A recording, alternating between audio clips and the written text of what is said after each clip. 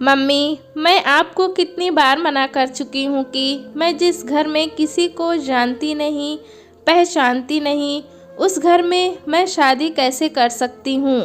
मैं तो ससुराल में बिल्कुल अकेली पड़ जाऊँगी। पर प्रीति बिटिया, एक न एक दिन तो हर लड़की को अपने ससुराल जाना ही पड़ता है, और ये तो हर लड़की के साथ होता है। ससुराल में जाकर एक दूसरे को पहचानना, सबके दिलों में जगह बनाना, सबसे प्यार बांटना, यही तो रीत है। मम्मी, अगर इसे ऐसी जगह शादी नहीं करनी जहाँ इसे कोई जानता ना हो, तो ऐसी जगह तो कर सकती है ना जहाँ ये किसी को जानती हो, कोई इसका साथी हो। अरे कोमल दीदी, अच्छा हुआ आप आ गए।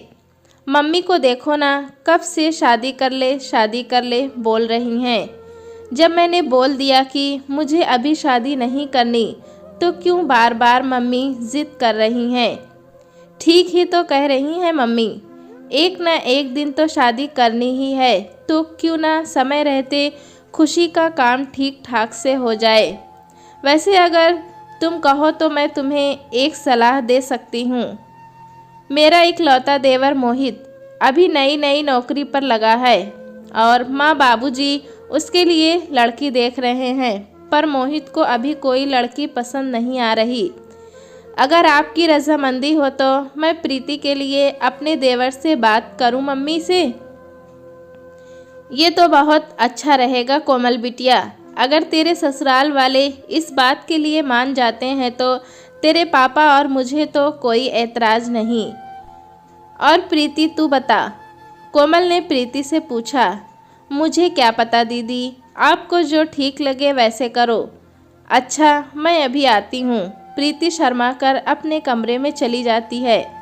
प्रीति और कोमल दोनों सगी बहन थीं। कोमल की शादी शहर के एक बड़े ऊंचे घराने में हुई थी। कोमल प्रीति की शादी की बात अपने देवर से करती है। सब लोग इस रिश्ते के लिए मान जाते हैं, क्योंकि प्रीति के स्वभाव को सब जानते थे।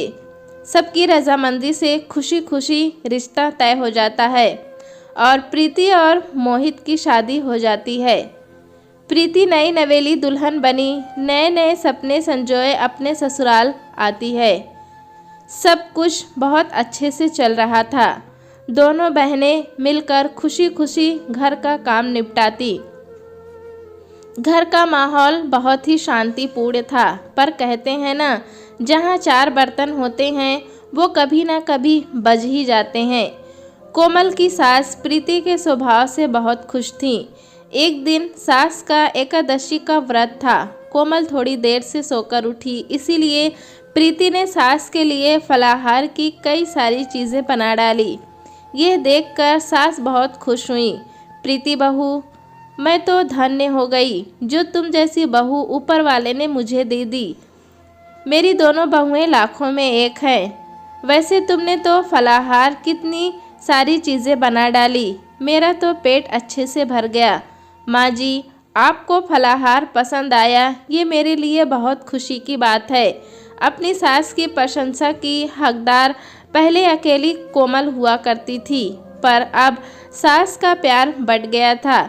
प्रीति की तारीफ सुनकर कोमल को अपनी बहन से थोड़ी चिढ़ होने लगी, इसलिए उसके व्यवहार में बदलाव भी आने लगा था। कोमल दीदी, देखना मैं कड़ी बना रही थी। पकौड़े के लिए इतना बेसन काफ़ी रहेगा ना? देखो प्रीति, अब तुम मेरी छोटी बहन नहीं हो, तुम मेरी देवरानी हो, इसलिए घर की जिम्मेदारियां सीख जाओ। अब हर समय मैं तुम्हें थोड़े ही बताती रहूँगी कि क्या सही और क्या गलत है। खुद भी तो बनाना सीखो, और वैसे भी मुझे बहुत सारे काम हैं। आज से पहले कोमल ने प्रीति से कभी ऐसे बात नहीं की थी, पर प्रीति इस बात पर ध्यान नहीं देती। अब तो कोमल अक्सर प्रीति को नीचा दिखाने की भी कोशिश किया करती थी, कोई कसर नहीं छोड़ती थी।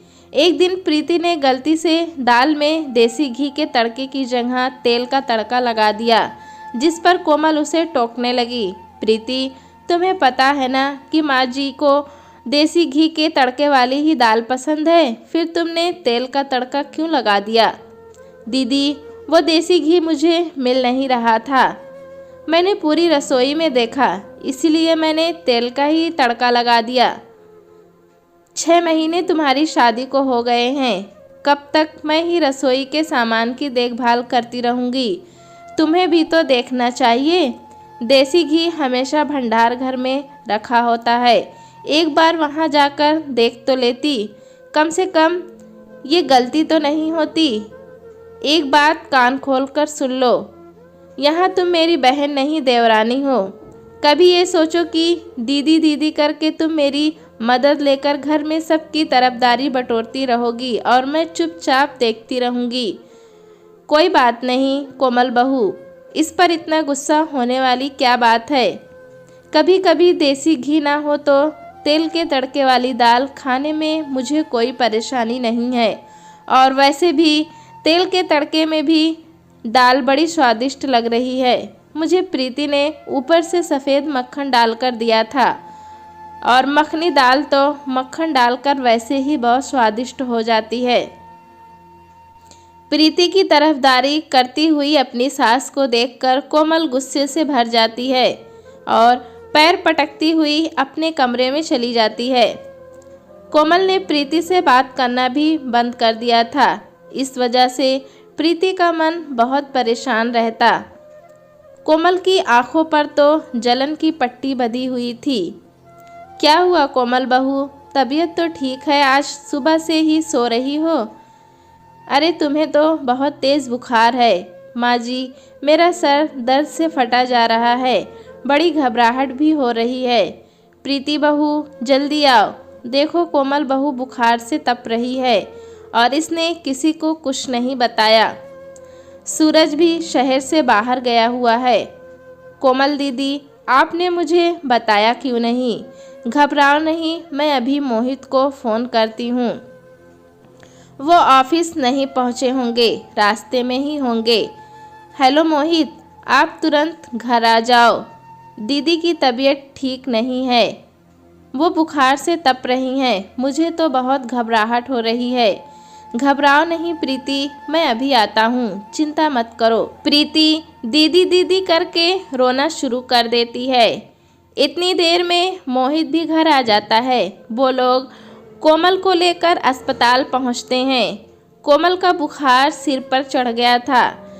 प्रीति अपने मम्मी पापा को भी फ़ोन करती है। वो लोग भी अस्पताल पहुंचते हैं। प्रीति रो रो कर डॉक्टर से अपनी दीदी को ठीक करने की बात कह रही थी। डॉक्टर साहब, मेरी दीदी ठीक हो जाएगी ना? प्लीज़ आप उनका अच्छे से इलाज कीजिए, मेरी दीदी को ठीक कर दीजिए। 1 हफ्ते बाद कोमल की तबीयत में सुधार आता है और उसे हॉस्पिटल से छुट्टी मिल जाती है। प्रीति ने कोमल के अस्पताल में भी बहुत अच्छे से सेवा की थी और घर आने के बाद भी उसका बहुत ध्यान रखा था। प्रीति अकेले ही घर का सारा काम निपटाती और साथ ही साथ कोमल की भी बहुत ही देखभाल करती थी। प्रीति की देखभाल से कोमल बहुत जल्दी ठीक हो गई। कोमल भी अपनी बहन प्रीति के सेवा भाव को देख रही थी। कोमल को अपनी गलती का एहसास कराने के लिए एक दिन उसकी सास बोली, प्रीति ने तुम्हारी कितनी सेवा की है बहू, भगवान ऐसी देवरानी सबको दे। अपनी सास के मुंह से ये शब्द सुनकर कोमल की आंखें भर आई।